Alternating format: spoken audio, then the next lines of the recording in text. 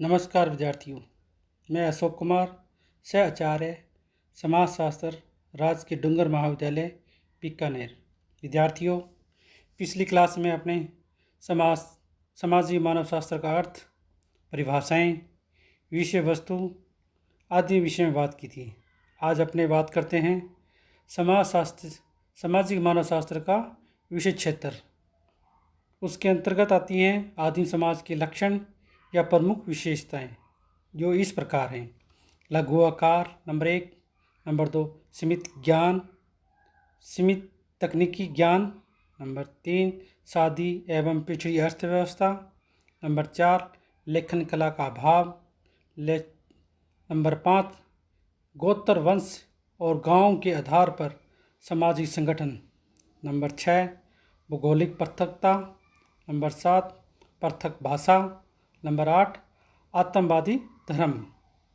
विद्यार्थियों, अब अपने इनको विस्तार से चर्चा करते हैं।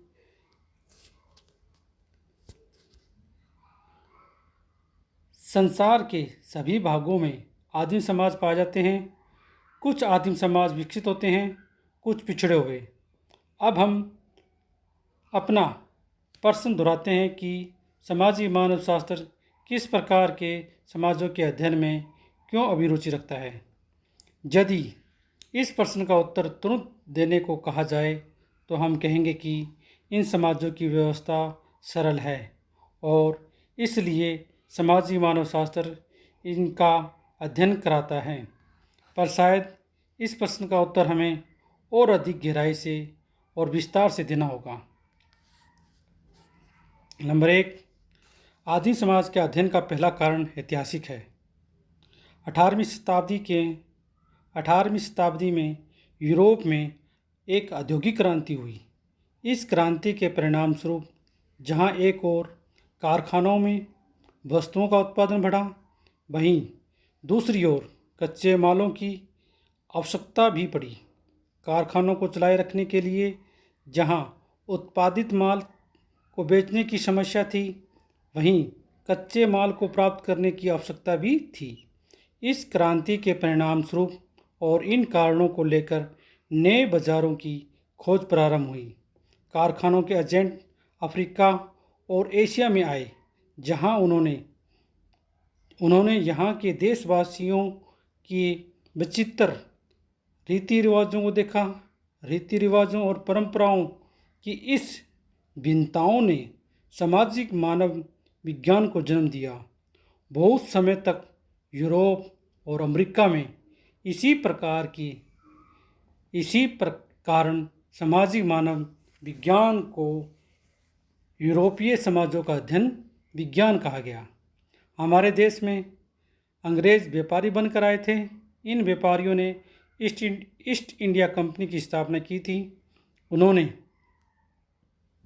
हमारे देश की रीति रिवाज विचित्र लगे और इस तरह इस देश में भी सामाजिक मानव विज्ञान का विकास हुआ। अब अपने बात करते हैं नंबर 2, सामाजिक मानव शास्त्र की आदिम समाज के अध्ययन में रुचि का दूसरा कारण उद्विकास है। जहाँ उद्विकास का नाम आता है तो डार्विन का नाम आवश्यक आता है। डार्विन की पुस्तक ओरिजिन ऑफ स्पीसीज ईस्वी 1859 में प्रकाशित हुई। कुछ लोग इस पुस्तक के प्रकाशन के वर्ष को मानव विज्ञान का वर्ष कहते हैं। डार्विन समकालीन समाजशास्त्री हर्बर्ट स्पेंसर ने यह स्थापित किया कि मनुष्य शरीर की तरह सामाजिक जीवन का भी कर्मिक विकास हुआ है।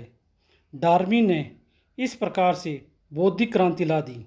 इसके परिणाम स्वरूप सामाजिक मानव शास्त्रियों में छोटे समाजों के अध्ययन करने की अभिरुचि उत्पन्न हुई। उद्विकास सिद्धांत बहुत ही बड़ा आकार यह है कि सामाजिक संस्थाएं प्रारंभ में सरल होती हैं, पर विकास क्रम में कार्मिक जटिल होती जाती हैं। इस सिद्धांत के स्थापन के लिए सामाजिक मानव वैज्ञानिकों ने अपना अध्ययन सरल समाजों में किया। आदिम समाज आकार और प्रकार दोनों में ही सरल थे और इसलिए इन समाजों का अध्ययन सामाजिक मानव विज्ञान की एक परंपरा बन गई। नंबर 3,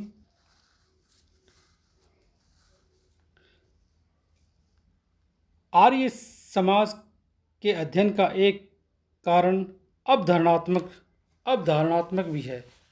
प्रसिद्ध समाजशास्त्री केलुसेक ने कहा है कि सामाजिक मानवशास्त्र तुलनात्मक अध्ययन करता है। इसका लक्ष्य आधुनिक समाज का विश्लेषण करना है, लेकिन आधुनिक समाज के विश्लेषण के लिए आदिम समाज का अध्ययन इसलिए आवश्यक है कि जब तक हमें सभी प्रकार के समाजों का पर्याप्त ज्ञान नहीं होता, हम अपने समाज के संबंध में ठोस निष्कर्ष नहीं निकाल सकते। दूसरे सादे और सरल आदिम समाजों के अध्ययन के परिणाम स्वरूप जो सामग्री प्राप्त होती है, उसके आधार पर जटिल समाजों का अध्ययन करना सरल हो जाता है। औद्योगिक समाजों की संरचना बहुत ही पेचीदा होती जाती है। यदि ऐसे समाजों में कोई अध्ययन प्रारंभ किया जाए तो अध्ययनकर्ता समाज की इस चुनौतियों में खो जाएगा और इसलिए आदिम समाज का अध्ययन प्राथमिक और प्रमुख दोनों ही प्रकार से होंगे।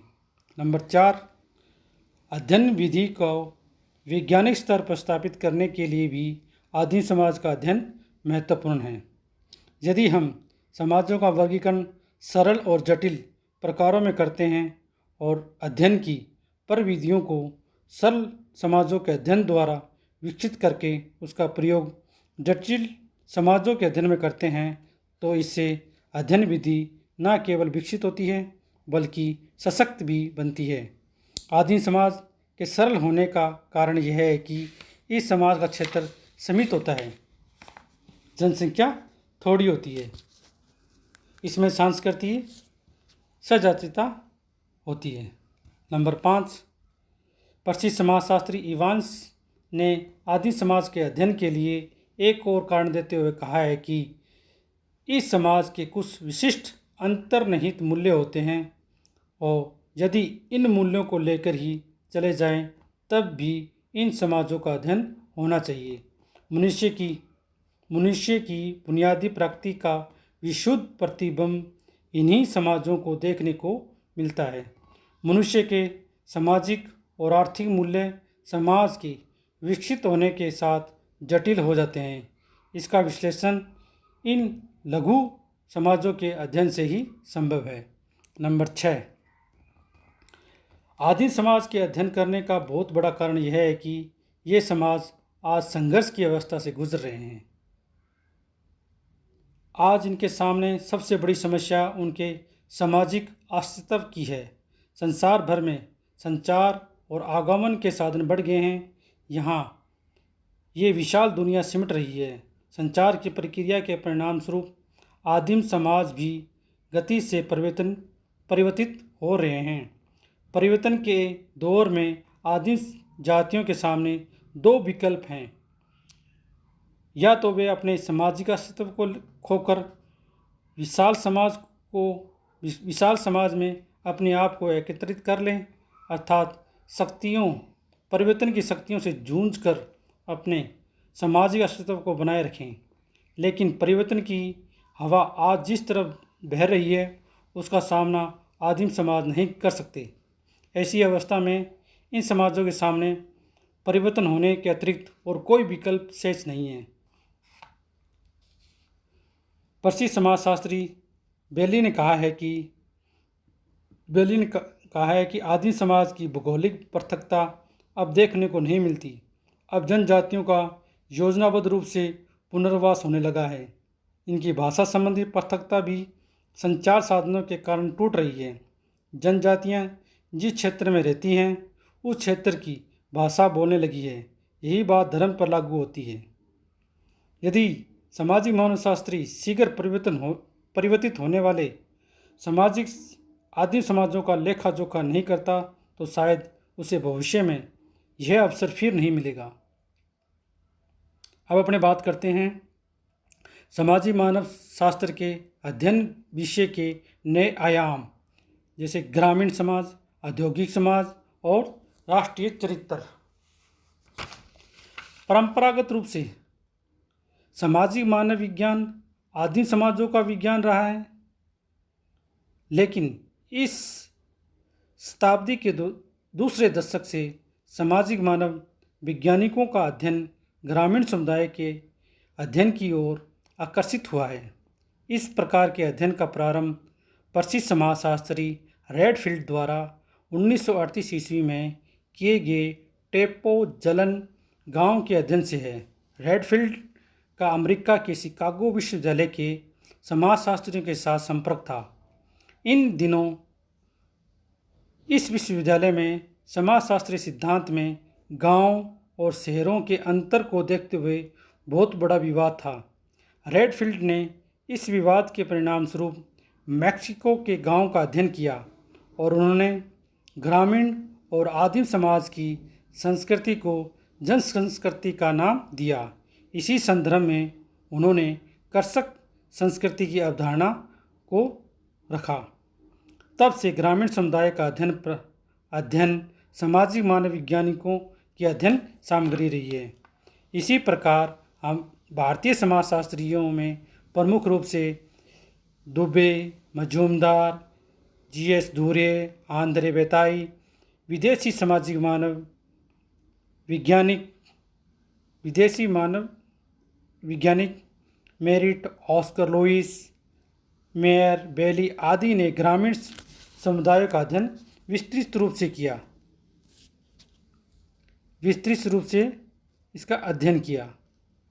भारत और एशिया तथा अफ्रीका के विकासशील देशों के सामने आज सबसे बड़ी समस्या गांव के विकास और प्रगति की है।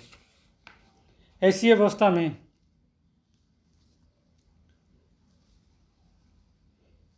अवस्था में विकास की समस्या को देखते हुए गांव का अध्ययन करना भी आवश्यक हो गया है।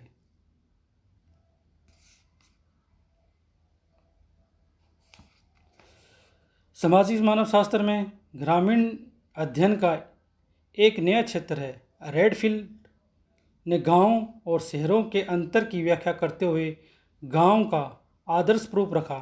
उन्होंने ग्रामीण समाज के लिए निम्नलिखित लक्षण बताए: छोटा आकार, नंबर 2 पृथकता, नंबर 3 शिक्षा का अभाव, नंबर 4 सहजातीयता समरूपता, नंबर 5 पीढ़ियों में विचार मूल्य और अभिवर्तियों को लेकर न्यूनतम अंतर, नंबर 6 अहम की भावना, नंबर 7 अविकसित तकनीक, नंबर 8 न्यूनतम श्रम विभाजन, नंबर 9 आत्मनिर्भरता।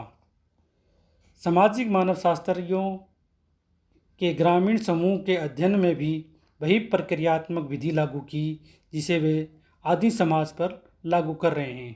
गांव में वे अपने आप में एक छोटी दुनिया समझते हैं।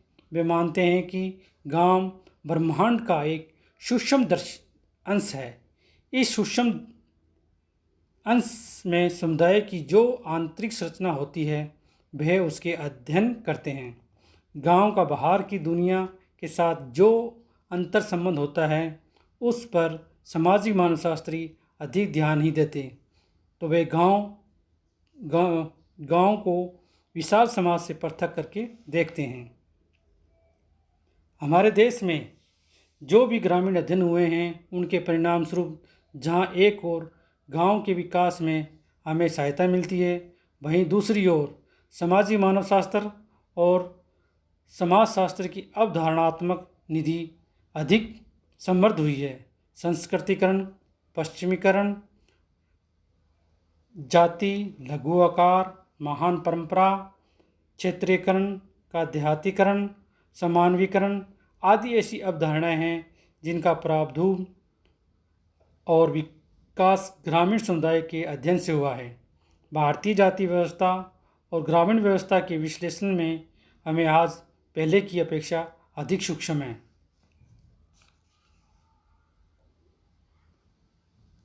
मानवशास्त्री राष्ट्रीय चरित्र अध्ययन श्रृंखला में अनेक समाजशास्त्रियों ने अपने अपने विचार बताए हैं।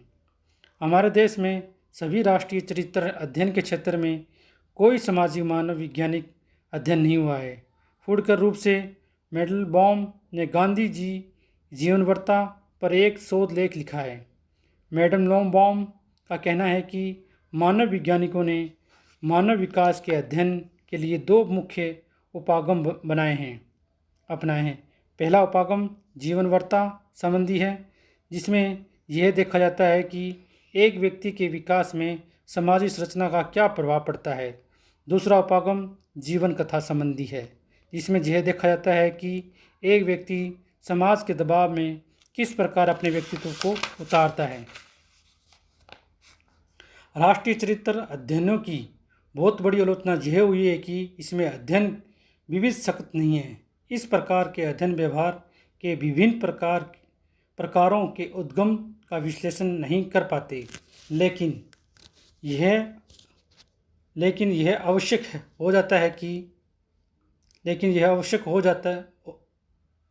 कहा जा सकता है कि सामाजिक मानव विज्ञान की इस नवीन अध्ययन सामग्री में यह क्षमता आवश्यक है कि संपूर्ण राष्ट्र के सामान्य मापक और मूल्यों का सही ब्यौरा देने में समर्थ हैं। आज सामाजिक मानव विज्ञान की विषय सामग्री में बहुत बड़ी विविधता है। इस विविधता के होते हुए भी सामाजिक मानव विज्ञान संस्कृति, व्यक्तित्व और समाज को अपने अध्ययन की केंद्रीय दूरी मानता है। सामाजिक मानव विज्ञान के बारे में यदि संक्षेप में कहा जाए तो हम कहेंगे कि वह एक ऐसा विज्ञान है जो आदिम समाज, ग्रामीण समुदाय, शहरी और औद्योगिक समुदाय तथा राष्ट्रीय चरित्र का अध्ययन करता है। सामाजिक मानव विज्ञान की अध्ययन सामग्री में ये तत्व अंतिम नहीं है। किसी भी विज्ञान की यात्रा अनंत होती है। इस यात्रा में जब जब समाज की समस्याएं उभरती हैं, तब तब सामाजिक मानव विज्ञान अपनी सैद्धांतिक विधि संबंधी क्षमताओं को देखकर अपनी अध्ययन सामग्री की परिधि को बढ़ाता है। अगली क्लास में अपने बात करेंगे सामाजिक मानव का क्षेत्र।